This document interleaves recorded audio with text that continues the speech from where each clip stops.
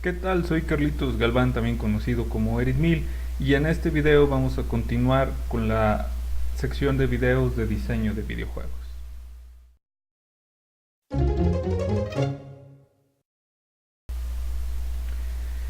Bueno, continuando con lo que es el diseño de videojuegos, vamos a hacer este video de la sección de Un granito de ciencia para continuar con un buen diseño de videojuegos, y en este video en específico vamos a platicar sobre lo que es el método de flujo. El método de flujo, este, en realidad, fue propuesto por un psicólogo de un nombre bastante complejo de pronunciar. Se llama Mihaly Csikszentmihalyi o algo parecido. De hecho, siempre digo que doy 5 puntos a quien lo pueda pronunciar bien. Él es el jefe del departamento de psicología de la Universidad de Chicago, o lo fue, no tengo el dato exacto. Pero lo interesante de él fue el tipo de estudios que hizo, ¿no? Él estudió sobre todo la creatividad y cómo es que psicológicamente llegamos a ser felices. Y dentro de todo esto, bueno, pues él dio a conocer una teoría o un método que él llama el método de flujo, que es el método que nos mantiene a nosotros motivados para hacer las cosas. De hecho, mucho de lo que ustedes ven en mercadotecnia, bueno, pues se basa en este método para mantenernos interesados en los productos. Y al final, bueno, pues un videojuego no es más que un producto en donde nosotros, nuestra intención es mantener atentos a los usuarios, en este caso a nuestros jugadores, ¿no? Hacerlos adictos. ¿Y cómo podemos lograr eso?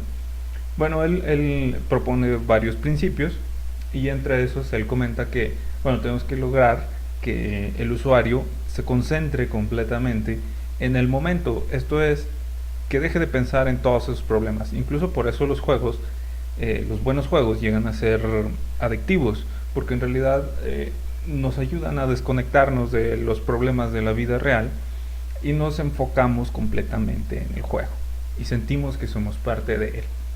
Entonces, este es uno de los puntos principales, ¿no? Para mantenernos motivados, para mantenernos en este flujo. Y pues él dice que tiene que haber una mezcla de conciencia y acción. Esto es, nosotros tenemos que lograr que ese usuario sea consciente del juego y que sienta que las acciones son provocadas por él, ¿sí? También tenemos que lograr que pierda una conciencia propia.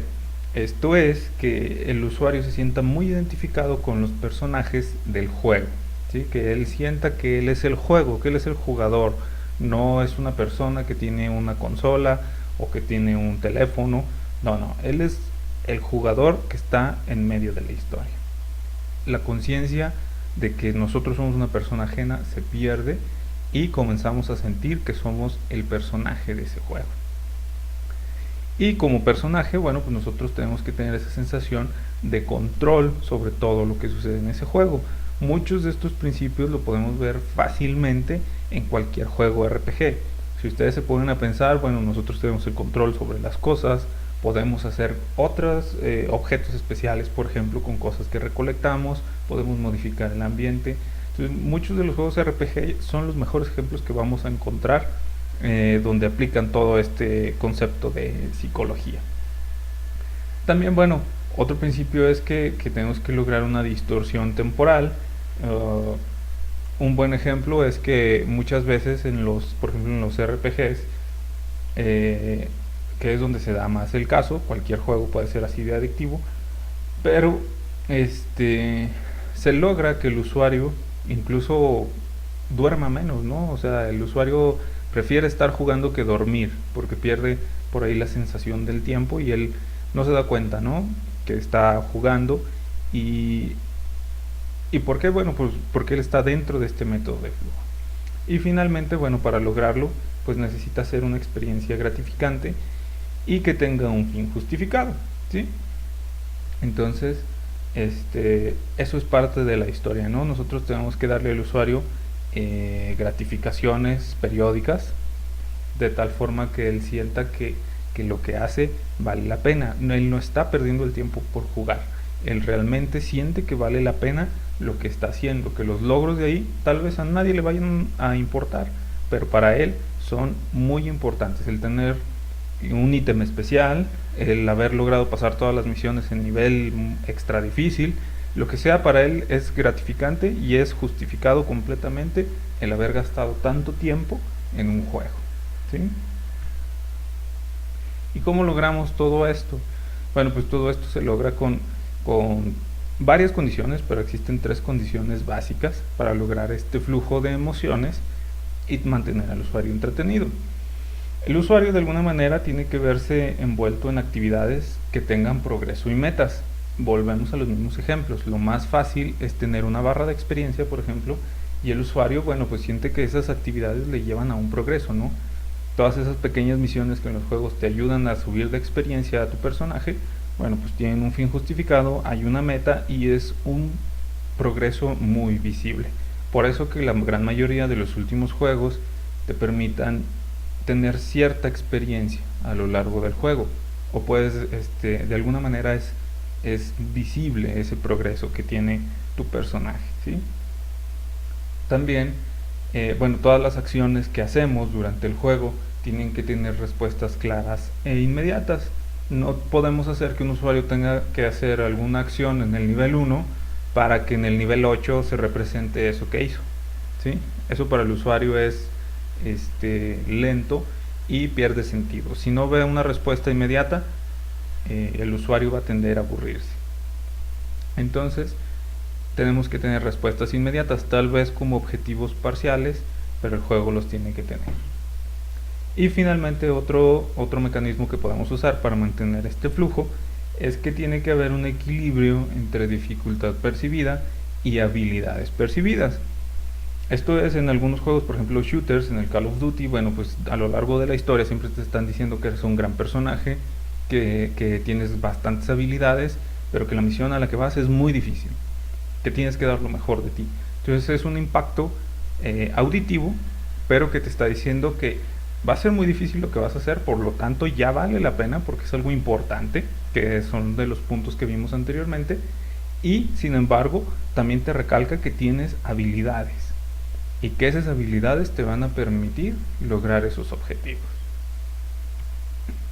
Entonces aquí podemos ver en la gráfica que en realidad lo que tenemos que lograr es un equilibrio entre habilidad que necesita el usuario y los desafíos a los que se enfrenta. Si nosotros logramos que el usuario tenga muy poca habilidad y los desafíos son muy altos, bueno, pues lo vamos a llevar a la ansiedad, y la ansiedad te lleva a abandonar el juego. Si por otro lado el usuario obtiene muchísima habilidad y los desafíos son muy bajos, bueno, pues va a llegar al aburrimiento, la relajación, y el usuario va a dejar de jugar, que es lo que nosotros no queremos. No hay una fórmula, digamos, cuantitativa de saber que realmente vamos con un equilibrio entre dificultad y desafío, pero bueno, podemos calcularlo con los beta test y con todo ese tipo de cosas, ¿sí? Entonces lo que nosotros queremos lograr es que haya una apatía, y esa apatía nos lleva al flujo, sin perdernos entre la ansiedad y la relajación. Hay algunas propuestas por ahí para extender estas condiciones y estos mecanismos de flujo, y bueno, pues nos dicen que tenemos que agregar varias cosas a nuestros juegos. De alguna manera tenemos que decirle al usuario qué es lo que va a hacer. Vuelvo al ejemplo de Call of Duty, siempre antes te dan un brief de la misión, te dan un resumen, y pues tú con eso ya sabes qué vas a hacer a lo largo de la misión. También obviamente sabes más o menos cómo lo vas a hacer. Y cómo lo hace Call of Duty, bueno, pues te pone unas estrellitas, ¿no?, en el mapa, y tú sabes que ahí está tu objetivo. Mínimo ya sabes qué hacer, cómo hacerlo y a dónde ir para lograr tu objetivo. También saber que lo estás haciendo bien, bueno, pues siempre hay refuerzos auditivos, ¿no?, de que te están diciendo vas bien, vas bien, vas bien, o si cometes un error, bueno, te lo hacen saber. También saber a dónde ir, bueno, pues esto va implícito, ¿no?, en el ejemplo de Call of Duty, al tenerte las estrellitas sabes a dónde dirigirte y no te pierdes, cosa que te hace llevar al aburrimiento, ¿sí? Y finalmente, bueno, es lo mismo, ¿no?, que tú sientas que tus desafíos son complejos y que tienes suficientes habilidades. Esos son principios que ya explicamos anteriormente, Y finalmente, pues debemos estar libres de distracciones. Y con esto nos referimos a que no puedes tener muchísimas actividades que tenga que hacer el usuario, lo veremos en otros videos más adelante, para que el usuario se pueda concentrar en sus tareas que tiene de manera inmediata.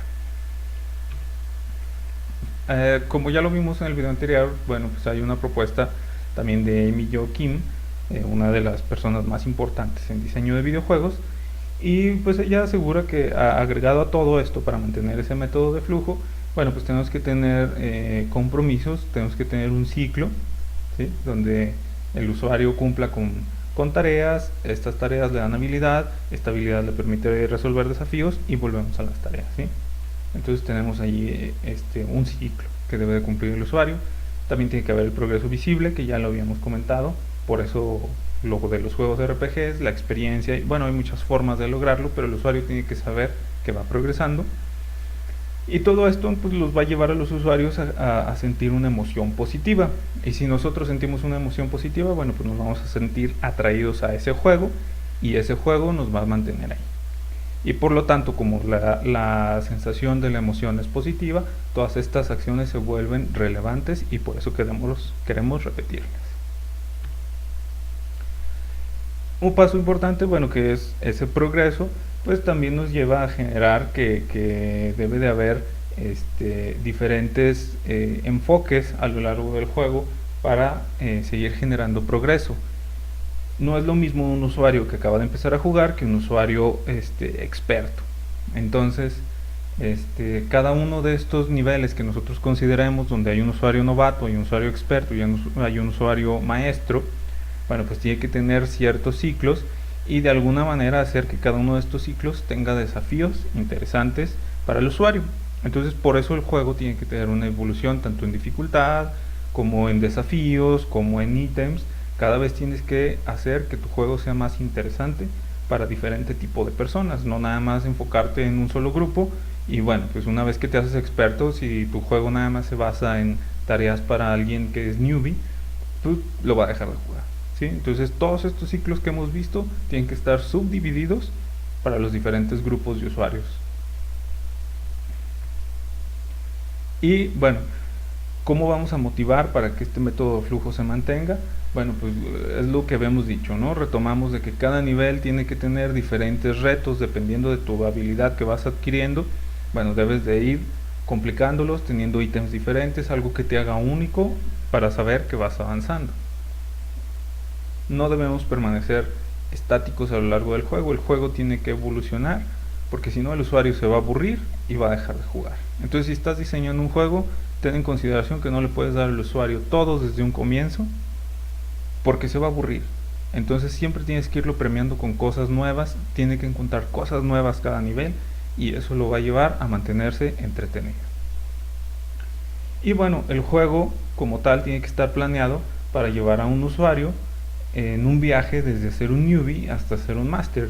Esto es, pues tienes que empezar con niveles sencillos y un poquito más complejos, más complejos, más complejos, ítems diferentes, personajes malos diferentes, hasta que al final tú sepas que si un jugador que acaba de agarrar tu juego como principiante y tú se lo das en un nivel intermedio, pues no lo va a poder pasar. Esa es una de las mejores pruebas, ¿no? Tú dale un juego tuyo a una persona que nunca lo ha jugado y que intente pasar un nivel medianamente avanzado y no lo debe de poder pasar. ¿Por qué? Porque necesita toda la experiencia previa que le da los niveles y que le permiten este método de flujo, llegar de un punto de ser newbie a un punto intermedio. Y bueno, pues finalmente en eso se resume el método de flujo, ¿no? Motivación, y que tiene que ser continua. No podemos llegar de un punto A a un punto B sin pasar por el intermedio, ¿sí? Entonces, espero les haya servido.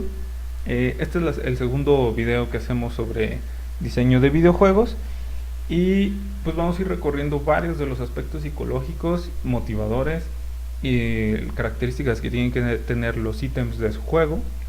Pero bueno, por lo pronto, resumiendo, el método de flujo es sobre todo trata de dificultad y retos y habilidades no podemos tener demasiados retos si hay poca habilidad, o no podemos tener mucha habilidad y no retar al usuario. Cualquiera de los dos aspectos llevará al usuario a aburrirse y a dejar de jugar. Entonces espero les haya servido, les haya gustado el video. Voy a continuar con esto y por lo tanto les sugiero que se suscriban para que vean toda la serie de videos de videojuegos y pues todo lo demás que hay en el canal. Y los veo en el siguiente.